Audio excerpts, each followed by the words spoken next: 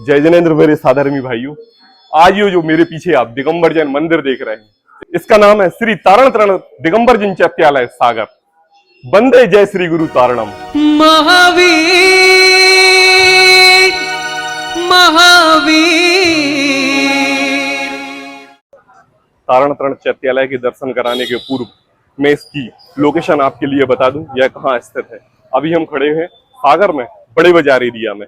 ये जो रोड देख रहे हैं इसको हम कोतवाली रोड बोलते हैं, और इस तरफ दाहिने हाथ तरफ जो आप रोड देख रहे हैं इसको हम मोतीनगर रोड बोलते हैं। इसी कोतवाली मोतीनगर रोड पर यह हमारा जो गली देख रहे हैं बिल्कुल जस्ट सामने, इसको सत्यनारायण की गली बोली जाती है। इसी गली पर 100 मीटर के बाद हमारा तारण तरण चैत्यालय मौजूद है। आइए इन दर्शनों की ओर चलते हैं, आइए मेरे साथ। महावीर महावीर।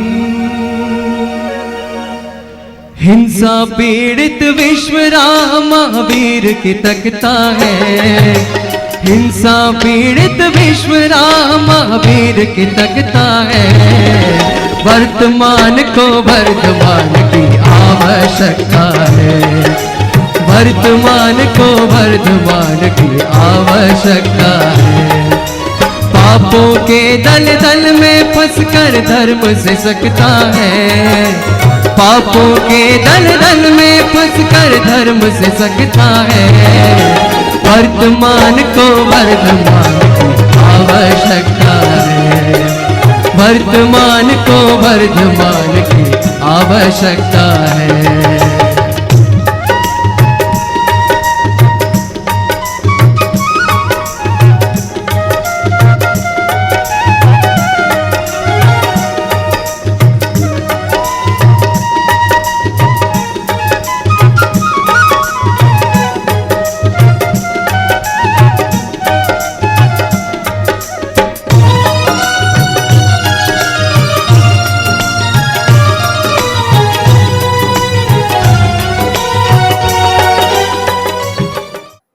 इस तारण तरण दिगंबर जैन चैत्यालय के दर्शनों के पूर्व मैं आपके लिए एक बात बता दूं कि जब भी हम तारण तरण चैत्यालय में प्रवेश करते हैं तो सर्वप्रथम हमारे लिए टोपी लगाना जरूरी है।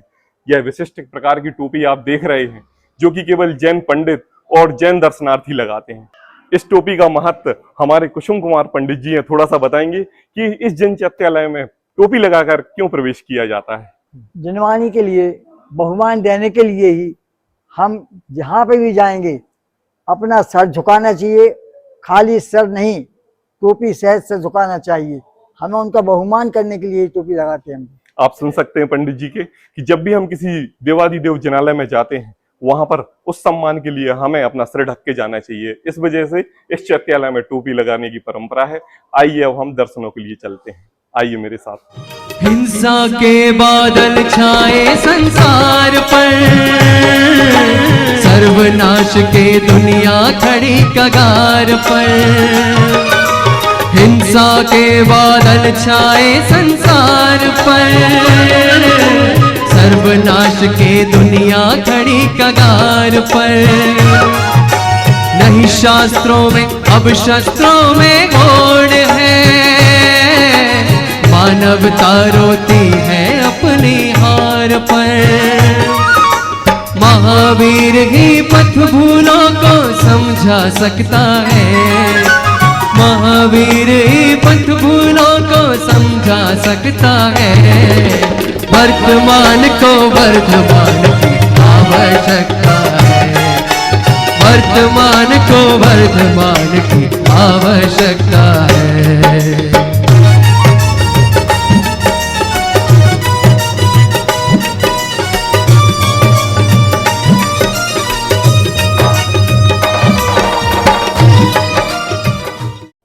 हमारे इस तारण तरण चैत्यालय में नित्य प्रतिदिन पूजन प्रवचन करने वाले हमारे पंडित श्री सुधीर सहयोगी जी भैया हमारे साथ में हैं, जो इस चैत्यालय के बारे में हमारे लिए बताएंगे। भैया जी जय जनेन्द्र।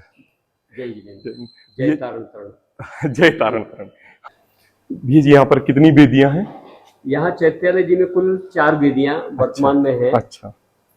3 वेदियां जहाँ हम खड़े हैं उपस्थित हैं। अच्छा। वहाँ 3 वेदियां हैं। अच्छा। 3 वेदियों में इसी वर्ष स्वर्ण पॉलिश का कार्य समाज के दानी महानुभावों के द्वारा कराया गया है, अच्छा, जो हमारी इस चैत्यालय जी की शोभा की अभिवृद्धि करती है। बिल्कुल। और निश्चित ही ये कार्य बहुत वर्षों बाद चिरस्मरणीय बनाने के लिए हमारी समाज द्वारा किया गया है। बाबू जी, मैं देख रहा हूँ यहाँ पर 3 वेदी हैं और आप एक चौथी वेदी भी बता रहे हैं जो कि साइड से है। थोड़ा सा उस वेदी के बारे में हमें जानकारी बताइए कि सर्वप्रथम कौन सी वेदी बनाई गई और उसके बाद कौन सी? पहले जो बृहत हॉल अपन एक वेदी वाले मंदिर में देख रहे हैं, हाँ, वहां पहले एक छोटा हॉल था। अच्छा, छोटा, तो वो वेदी बीच में थी। अच्छा, और जब ये बृहत हॉल की संरचना की गई, अच्छा, तो ये वेदी फिर उस हॉल की डिजाइन के अनुसार स्थानांतरित करके इस स्थान पर स्थापित की गई। अच्छा, अच्छा, सबसे प्रथम चैत्यालय जी में वही वेदी थी और इसके उपरांत फिर ये 3 वेदियों वाला मंदिर और बनाया गया। अच्छा, आप देख सकते हैं तारण चैत्यालय को, ये भी एक मंदिर की तरह है, बस आपको वेदी पर मूर्तियां नहीं दिख रही हैं, शास्त्र दिख रहे हैं। मैं भैया जी से पूछना चाहूंगा कि हमारी दिगंबर जैन समाज के लोग ये सोचते हैं कि ये शास्त्र हैं, क्या हम इनको आराध्य हैं, क्या हम इनकी पूजन कर सकते हैं, क्या हम इनको दर्शन कर सकते हैं? इस बारे में भैया जी से कुछ क्वेश्चन करते हैं। भैया जी, जब भी हम जिन मंदिर जाते हैं तो हमें जिन प्रतिमाएं देखने मिलती हैं, लेकिन जैसे ही मैं जिन चैत्यालय में आया तो मुझे शास्त्र में दिखे, थोड़ा सा इनके बारे में बताइए। दिगंबर जैन आमनाय में पूजन और स्तुति, भक्ति, गुणानुवाद जो है वो किया जाता है, तो देव, शास्त्र, गुरु तीनों का समान महत्व है। तो जैसी कि तारण समाज की पूर्व परंपरा रही है और वह जिनामनाय से सम्मत है, हाँ, मनमाफिक परंपरा नहीं है। हाँ, जो तारण स्वामी हैं वो तारण स्वामी परिवार जाति के थे। अच्छा, जैन थे दिगंबर। पंडित जी, मैं आपसे कुछ आचार्य तारण स्वामी के बारे में जानना चाहूंगा, क्योंकि मैं देख रहा हूँ यहाँ पर उन्हीं के ग्रंथ रखे हुए हैं और साथ साथ कुंदकुंदाचार्य के भी ग्रंथ रखे हुए हैं। थोड़ा सा उनके बारे में परिचय चाहूंगा कि वो कौन थे, कब थे। मैं तारण स्वामी का परिचय आपको दे रहा हूँ, वो इस प्रकार है। उनका जन्म अगन सुदी सप्तमी विक्रम संवत 1504 1505 सन 1448। जन्म स्थान उनका था पुष्पावती, बिलहरी, कटनी के समीप, जो वर्तमान में है। उनके पिता का नाम श्री गड़ाशाह जी, माता का नाम श्री वीरश्री देवी। उनका बाल्यकाल पुष्पावती, सैमरखेड़ी, सिंगौन, चंदेरी। उनकी शिक्षा चंदेरी में भट्टारकों की गद्दी में स्थित विद्वानों के द्वारा हुई थी। उन्होंने सैमरखेड़ी के निकट जो वन है, उस वन में अध्ययन, चिंतन, मनन एवं आत्माराधना की थी। उन्होंने साधना के क्रम में ब्रह्मचर्य प्रतिमा में प्रतिज्ञा से आबद्ध हुए। संघ सहित भ्रमण, आयु के लगभग 6 वर्ष शेष रहने पर उन्होंने दिगंबरी निर्गंथ मुनि दीक्षा धारण की। तो आप सुन सकते हैं कि तारण स्वामी भी हमारे दिगंबर जैन संत थे। आज से करीब 550 वर्ष पूर्व जब भी हम तारण स्वामी का नाम सुनते हैं तो हमें एक अलग ही कल्पना होती है कि पता नहीं कौन है। ये भी हमारे दिगंबर जैन साधु थे। लेकिन आज इस तारण जैन चैत्यालय में शास्त्रों के पठन के साथ साथ स्वाध्याय की महिमा है, स्वा का अध्ययन, जहां पर इन शास्त्रों के द्वारा हम कैसे भगवान बनते हैं और उसका मार्ग क्या है, उसको मार्ग पर चलने के लिए हम किन शास्त्रों का अध्ययन कर सकते हैं, एक एक बात तारण स्वामी ने अपने ग्रंथों में प्रस्तावित की है, जो कि यहाँ पर पुस्तकालय के माध्यम से बताई हुई है। तो चलिए मैं एक एक वेदी के दर्शनों के लिए ले चलता हूँ, आइए मेरे साथ।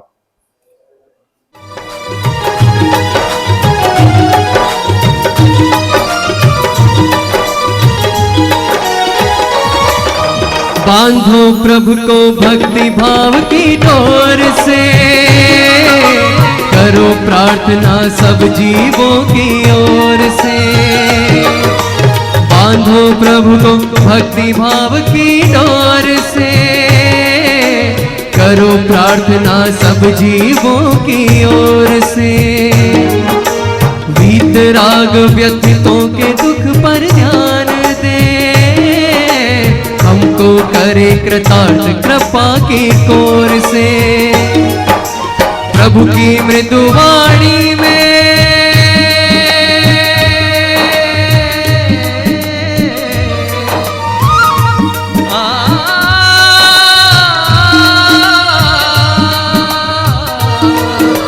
प्रभु की मृदुवाणी में आध्यात्मिक मादकता है।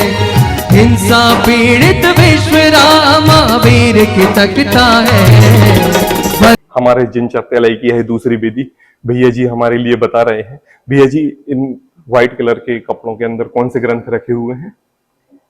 श्री जिन तारण तरण स्वामी ने अच्छा 14 ग्रंथों की रचनाएं की अच्छा। है।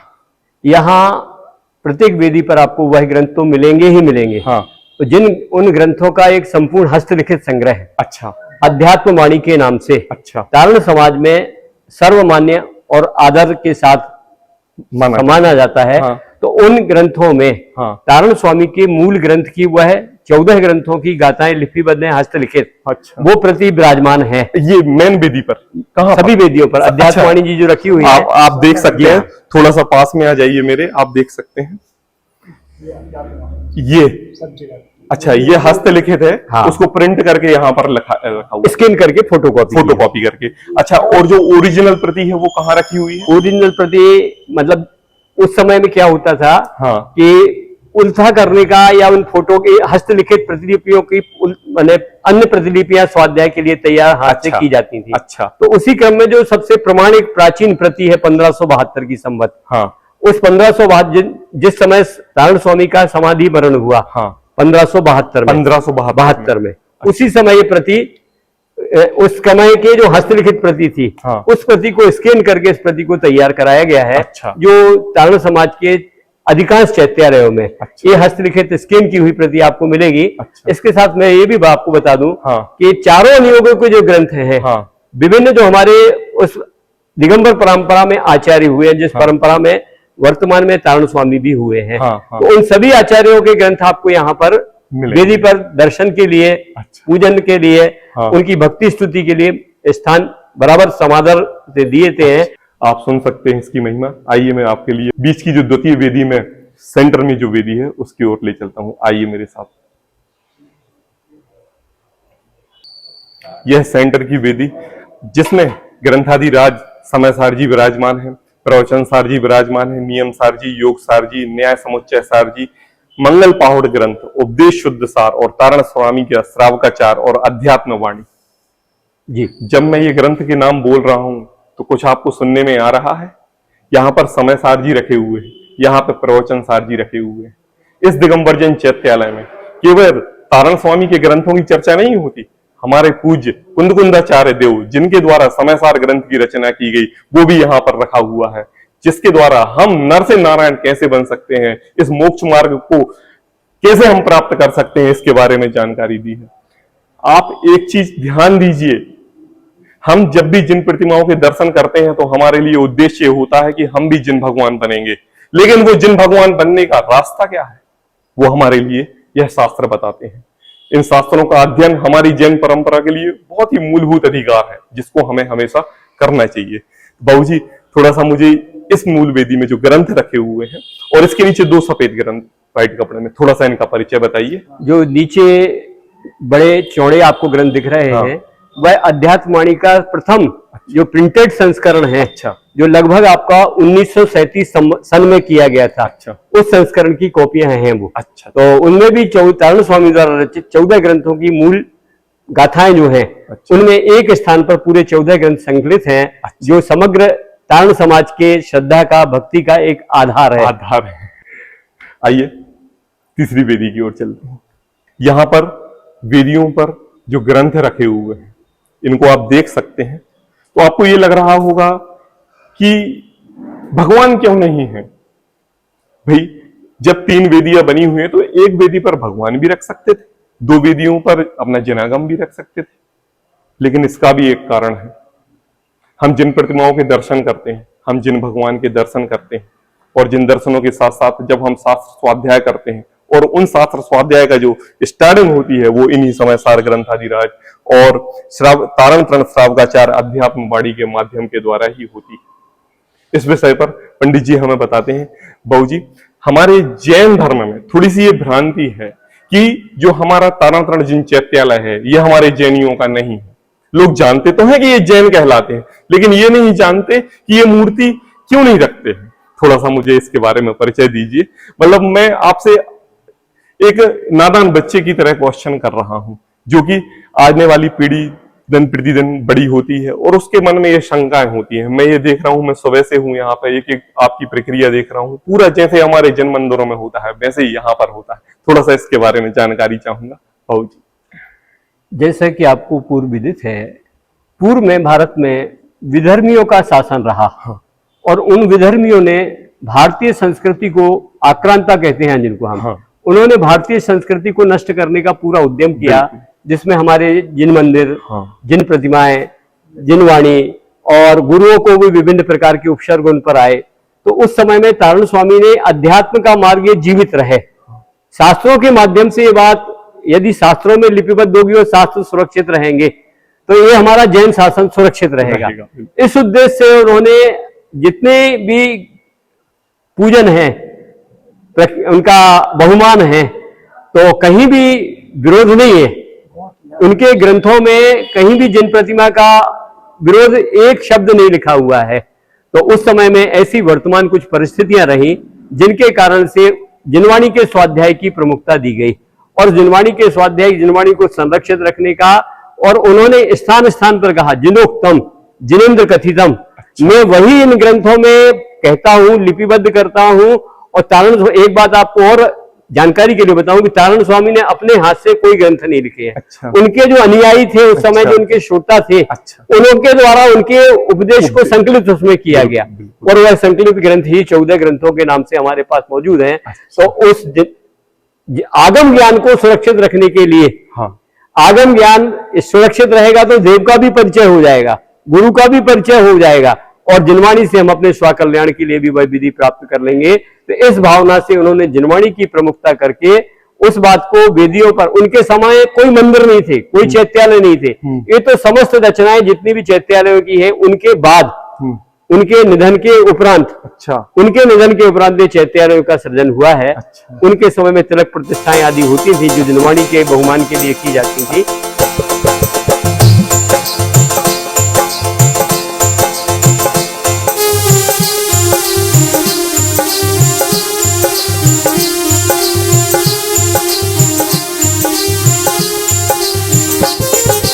बाबा की तारण बाबा की हम करत आरती, आज रे मेरे सदगुरु आए पाहुणा। गुरु बाबा की तारण बाबा की हम करत आरती, आज रे मेरे सदगुरु आए पाहुणा।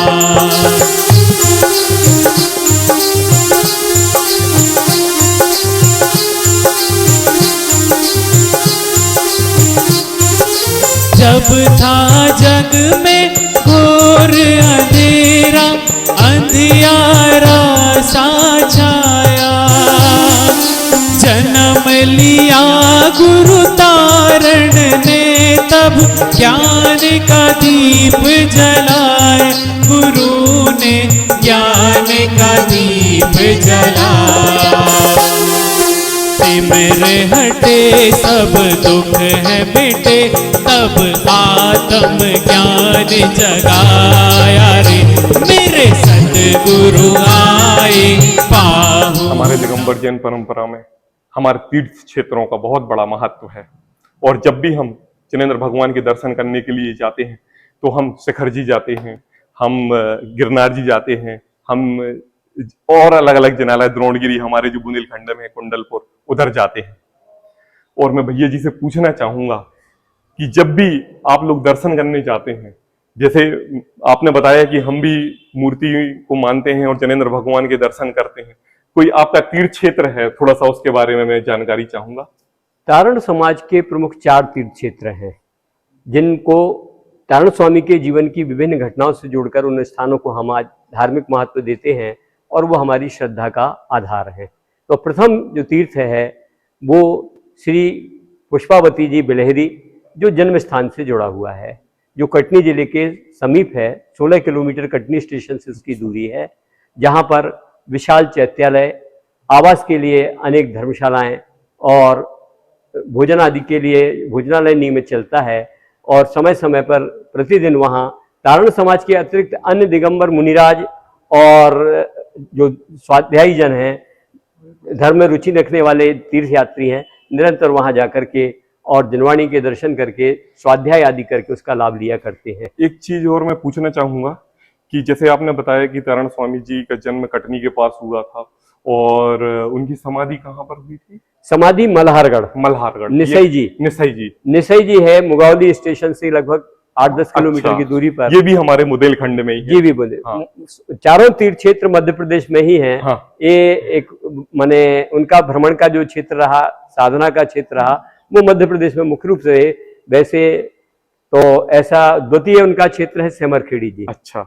सेमरखेड़ी जी विदिशा जिले में अच्छा है, जो सिरोंज के पास, सिरोंज नगर के समीप में 7 किलोमीटर सिरोंज से दूर सेमरखेड़ी उनकी तपोस्थली के रूप में विख्यात है। अच्छा। यहाँ पर बसंत पंचमी के दिन, हाँ। उसी समय में लगभग उन्होंने ब्रह्मचर्य व्रत की दीक्षा ली थी और अपनी ज्ञान ध्यान साधना में निश्चय जी की सेमरखेड़ी के जो समीप जंगल थे, वहां निरंतर उन्होंने अपने स्वरूप की आराधना के लिए, अपने स्वरूप की प्रसिद्धि के लिए बहुत तपस्या की और वहां पर उन्होंने सम्यक दर्शन आदि की प्राप्ति की। अच्छा। तृतीय क्षेत्र है उनका श्री सूखा निसई जी। अच्छा। जो सूखा निसई जी दमोह जिले में पथरिया स्टेशन से 7 किलोमीटर समीप में स्थित है। हाँ। जो तारण स्वामी की बिहार भूमि रहा। अच्छा। और बिहार भूमि से आशा ये है कि उन्होंने अपने जीवन काल में वहां जाकर के स्वास्थ्य स्वाध्याय उपदेश आदि दिया, तो वो बिहार भूमि के नाम से सूखा निसई वर्तमान में जो है वह प्रचलित है। और अंतिम जो क्षेत्र है मध्य प्रदेश में ही स्थित है, दमोह अशोकनगर जिले के मुगावली स्टेशन के समीप। अच्छा। 16 किलोमीटर मुगावली से लगभग दूर है, जहां पर उनका समाधि मरण देह त्याग हुआ। तो समाधि मरण के रूप में उनकी वह समाधि स्थली वर्तमान में जो निसई जी मल्हारगढ़ के नाम से सभी के विख्यात है और समाधि भूमि के रूप में हम सब सकल तारण समाज उसे जानती है। इन चारों क्षेत्रों पर जन्म जयंती के ऊपर, शरद पूर्णिमा के ऊपर, उनके समाधि दिवस के ऊपर विभिन्न धार्मिक आयोजन मेले के रूप में हुआ करते हैं और समय समय पर समाजजनों के द्वारा उनके क्षेत्रों पर विभिन्न विशिष्ट मेलों का आयोजन भी होता है, जिन मेलों में 3 दिन के मेले के आयोजन होते हैं, जिनमें कलशारोहण, वेदी प्रतिष्ठा, शास्त्र वेदी पर विराजमान करना, जिनवाणी की शोभा यात्रा के लिए पालकी जी निकालना, ऐसे सारे कार्य आयोजन बहुत सकल समाज की उपस्थिति में बहुत गरिमामय तरीके से संपन्न किए जाते हैं।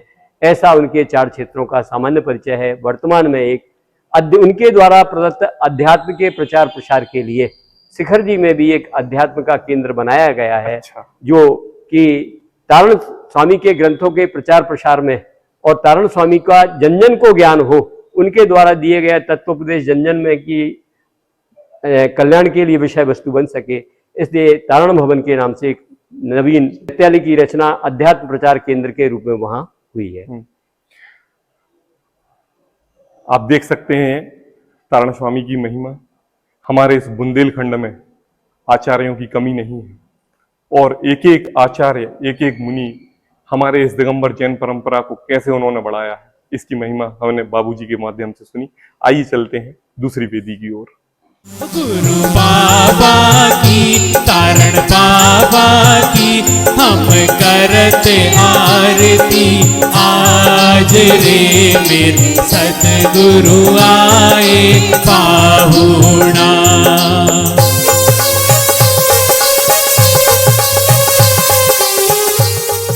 मैं पंडित जी से ये जानना चाहूंगा कि जैसे हमारे दिगंबर जैन मंदिरों में महावीर भगवान की वेदी होती है, आदिनाथ भगवान की वेदी होती है, वैसे ही मैं चैत्यालय में देख रहा हूँ, यहाँ पर भगवान तो है नहीं, लेकिन हर वेदी का कोई ना कोई नाम तो जरूर होगा।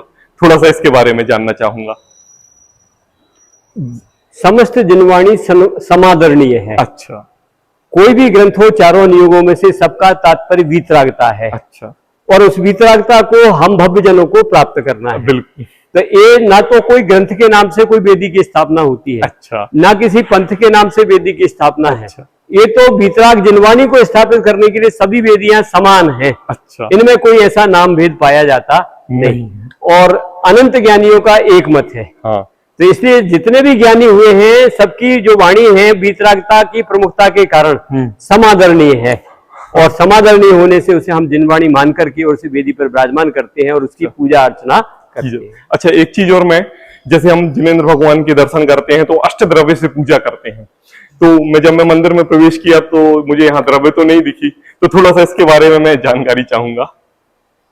काल क्रम से हाँ विभिन्न दिगंबर समाज में भी हाँ पंथ संप्रदाय के अनुसार हाँ अलग अलग पूजन पद्धतियां हुई, हाँ और ये सारी पूजन पद्धतियां जो हैं भक्ति का माध्यम है। हाँ इन पूजन पद्धतियों में धर्म नहीं है। हाँ तो यहाँ अवलंबन है, वो अष्टद्रव्य भी वहां जिन मंदिर में क्या है, अवलंबन है। हाँ तो यहाँ भी उसी भांति से हम स्तुति से, भाव पूजा से, वचनों के द्वारा, अपनी शारीरिक आरती क्रिया आदि के द्वारा हम जिनवाणी की आराधना करते हैं, अर्थात देव सतगुरु तीनों की आराधना करते हैं। अच्छा। यहाँ जिनवाणी विराजमान है तो ऐसा नहीं समझे आप कि देव नहीं है, अच्छा, या गुरु नहीं है, गुरु नहीं। उपासना सभी की करते हैं, क्योंकि शब्द ब्रह्म है। उस शब्द ब्रह्म में उसके माध्यम से हम बराबर उनकी सभी की उपासना करते हैं, सभी समादरणीय हैं, और समय समय पर यहाँ पर मुनिराज आदि भी प्रवचन के हेतु पधारते हैं। विभिन्न आत्मार्थी विद्वान जो आगम के कुशल जानकार हैं, उनकी समय पर स्वाध्याय सभाएं होती हैं, और दशलक्षण पर्व में, अष्टांगा पर्व में बाहर से विद्वान आकर के, आत्मार्थी विद्वान यहाँ पर बराबर प्रवचन श्रृंखला चलती है। वर्तमान में जो श्रेष्ठ विद्वान हैं, उन सभी का समागम चैत्यालय जी में प्रवचन के माध्यम से हमें प्राप्त होता है, और हम ज्ञानार्जन करके अपने आत्म कल्याण का मार्ग प्रशस्त करते हैं। मैं काफी एक वर्ष से यह चैत्यालय से जुड़ा हुआ हूँ, और मैं बीचों बीच में कभी न कभी दर्शन करने आता हूँ, और जब भी कोई बड़े विद्वान का यहाँ पर समागम होता है प्रवचनों के द्वारा तो मैं जरूर सुनता हूँ। एक चीज मैं आपके लिए बता दूं कि हमारा जो जिन धर्म है वो एक व्यवहार पर और एक निश्चय पर टिका हुआ है। जब हम किसी देवादिदेव जिनेंद्र भगवान के अष्टद्रव्य के द्वारा पूजा करते हैं तो हम ये कहते हैं कि तुम जैसा बनने के कारण प्रभु दरस तुम्हारी आया, तो वहां पर अष्टद्रव्य के माध्यम से हम व्यवहार पूजन करते हैं, लेकिन हमारा जो निश्चय रहता है कि हे प्रभु आपकी तरह हम भी एक दिन देवादिदेव जिनालय में विराजमान होंगे, तो हम जब निश्चय से भक्ति करते हैं तब हमारा यह परिणाम सिद्ध होता है। इसी प्रकार की सिद्धता को लेके हुए यह दिगंबर जैन चैत्यालय, जिसके दर्शन मैंने अभी आपके लिए कराए।